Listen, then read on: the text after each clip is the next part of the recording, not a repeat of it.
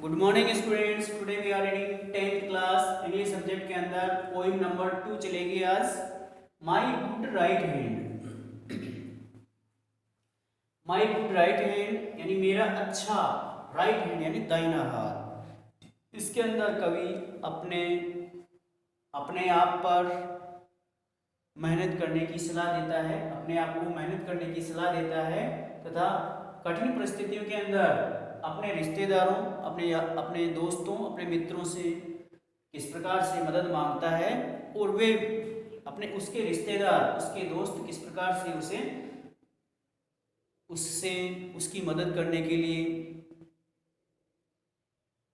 उसके पास नहीं आते हैं। इसलिए कवि चार्ल्स मेके, पोइट का नाम है चार्ल्स मेके, जो अपने दाहिने हाथ पर ही विश्वास करता है और अपनी स्वयं की मेहनत पर ही विश्वास करता है। इसलिए इसको आगे पढ़ते हैं।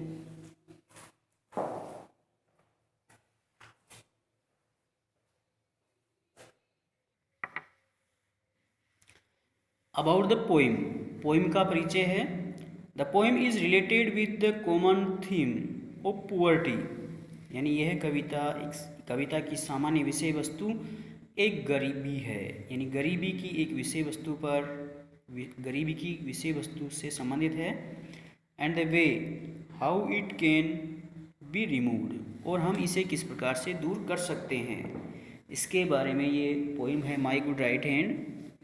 यानी यह गरीबी की विषय वस्तु से संबंधित है और किस प्रकार से हम इस गरीबी को मिटा सकते हैं। When the poet fail in grief, जब यह कवि दुखों के अंदर फंस जाता है, जब कवि के ऊपर दुख आ जाते हैं, संकट आ जाते हैं। एंड सम एडवर्सिटी, यानी जब कवि के ऊपर कई प्रकार के दुख आते हैं। ऑल हिज फ्रेंड्स, तो उसके सभी मित्र। And relatives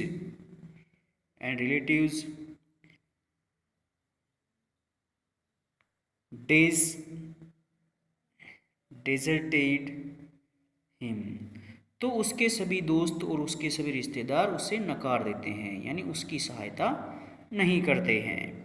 no one came to help him, उसकी सहायता करने के लिए उसके पास कोई नहीं आता है। He found only lip sympathy from them, केवल वह उनसे केवल सहानुभूति महसूस करता है। द पोइट थिंक्स, उस समय कवि सोचता है, that trusting other people in like building A castle on sand, यानी दूसरे लोगों पर विश्वास करना उसी के समान है जैसे मिट्टी के ऊपर महल बनाने से है। दूसरे लोगों पर विश्वास करना उसी प्रकार होता है जैसे मिट्टी पर महल बनाना है। देयरफॉर ही डिसाइडेड, इसलिए वह फैसला करता है, up to believe in God, इसलिए वह ईश्वर में विश्वास करने का निश्चय करता है। And the hard work to be done by himself, और अपने आप में वह कठोर परिश्रम करने लगता है, कठिन मेहनत करने लगता है। With this realization his courage return in him, यानी इस साहस के साथ, इस आत्मविश्वास के साथ उसका साहस वापस आता है, यानी उसका जोश, उसके अंदर उसका जोश वापस लौट आता है। ही ओवरकेम हिज सोरो, वह अपने दुखों पर काबू पा लेता है। ही ओवरकेम हिज सोरो, वह अपने दुखों पर काबू पा लेता है। एंड सून बिकेम प्रोस्पेरस, और वह शीघ्र ही एक समृद्धशाली व्यक्ति बन जाता है।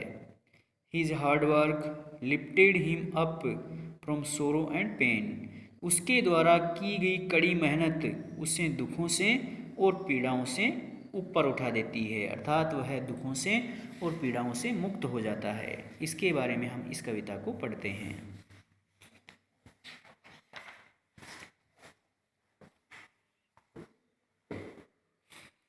माई गुड राइट हैंड, यानी मेरा अच्छा दाहिना हाथ।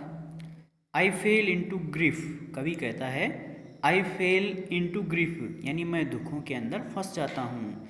आई फेल इंटू ग्रीफ, मैं दुखों में फंस गया हूँ। एंड बिगेन टू कंप्लेन, जब किसी व्यक्ति पर दुख आ जाते हैं, किसी प्रकार का कोई संकट आ जाता है, एंड बिगिन टू कंप्लेन, तो वह शिकायतें करना शुरू कर देता है। जब किसी व्यक्ति पर दुख आ जाते हैं, एंड बिगिन टू कंप्लेन, तो वह शिकायतें करना शुरू कर देता है। आई लुकड फॉर ए फ्रेंड, यानी मैं एक ऐसे मित्र की तलाश करने लगता हूँ। I looked for a friend, मुझे एक ऐसे मित्र की तलाश है।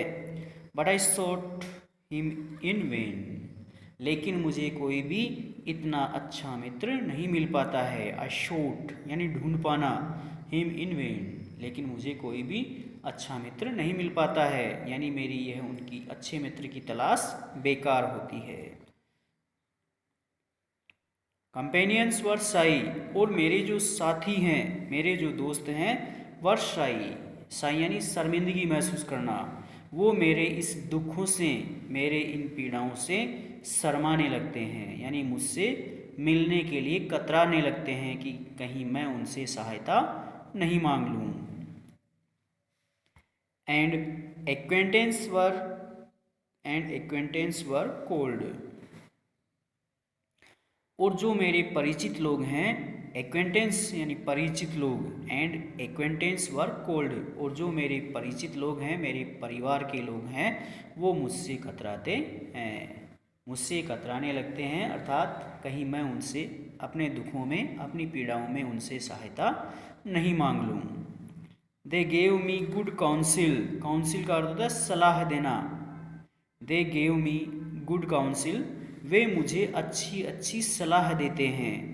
बट ड्रेडेड देयर गोल्ड, बल्कि अपने पैसे, they gave me good counsel, वे मुझे अच्छी अच्छी सलाह तो देते हैं, बट ड्रेडेड देयर गोल्ड, लेकिन अपने पैसे देने से वे भयभीत होते हैं। ड्रेडेड यानी भयभीत होते हैं, लेकिन उन्हें मुझे पैसे देने में भय लगता है कि मैं पता नहीं मैं उनके पैसे कभी लौटाऊंगा या नहीं लौटाऊंगा, अर्थात वे मेरे दुखों में होने के कारण, मेरे ऊपर संकट आ जाने के कारण मुझे अच्छी अच्छी सलाह तो देते हैं, लेकिन पैसे नहीं देते हैं, पैसे देने से डरने लगते हैं। इसलिए इसका ट्रांसलेशन करना है आपको, कल अगला स्टेंजा पढ़ाएंगे।